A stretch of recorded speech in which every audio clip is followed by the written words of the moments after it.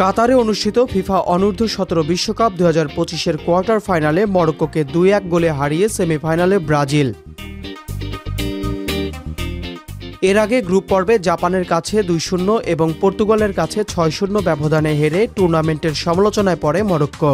New ক্যালেডোনিয়ার বিপক্ষে record গড়া 16-0 গোলে জয়ের পর তাদের আত্মবিশ্বাস ফিরে আসে। সেই জয়ের পরই বদলে যায় দলের গতি, কৌশল এবং মানসিকতা।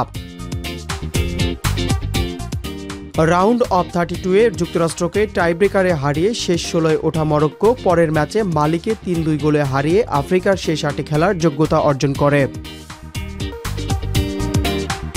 কোয়ার্টার ফাইনালের শুরু থেকেই ম্যাচের নিয়ন্ত্রণ নেয় ব্রাজিল। 16তম মিনিটে সিলেসাউদের এগিয়ে দেন ওয়েন্ডেসন সান্তোস ডেল।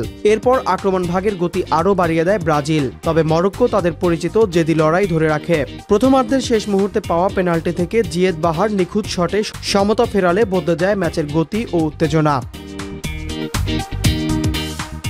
দ্বিতীয়ার্ধে ব্রাজিল আক্রমণে এগোলেও মরক্কোর রক্ষণভাগ দারুণভাবে প্রতিরোধ গড়ে তোলে। ম্যাচটি টাইব্রেকারে যাওয়ার মতো পরিস্থিতি তৈরি হচ্ছিল, যা মরক্কোর জন্য ছিল সবচেয়ে বড় ভরসা।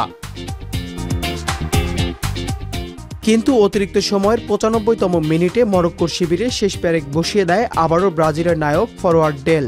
তার দ্বিতীয় গোল মরক্কোর রক্ষণ দেয়াল ভেঙে দেয়, আর সেখানেই শেষ হয়ে যায় মরক্কোর সেমিফাইনাল স্বপ্ন। প্রথমবারের মতো অনূর্ধ্ব-17 বিশ্বকাপের সেমিফাইনালে ওঠার ঐতিহাসিক সুযোগ হাতছাড়া করে মরক্কো মাঠ ছাড়ে হতাশায়। অন্যদিকে টুর্নামেন্টের অভিজ্ঞতা ও মানের পার্থক্য কাজে লাগিয়ে ব্রাজিল জায়গা করে নেয় শেষ 4-এ। এছাড়াও এদিন আরও 3টি দল সেমিফাইনাল নিশ্চিত করেছে। অস্ট্রিয়া 1-0 গোলে জাপানকে, ইতালি 1-0 গোলে বুরকিনা ফাসোকে, পর্তুগাল 2-0 গোলে সুইজারল্যান্ডকে হারিয়ে সেমিফাইনাল নিশ্চিত করেছে।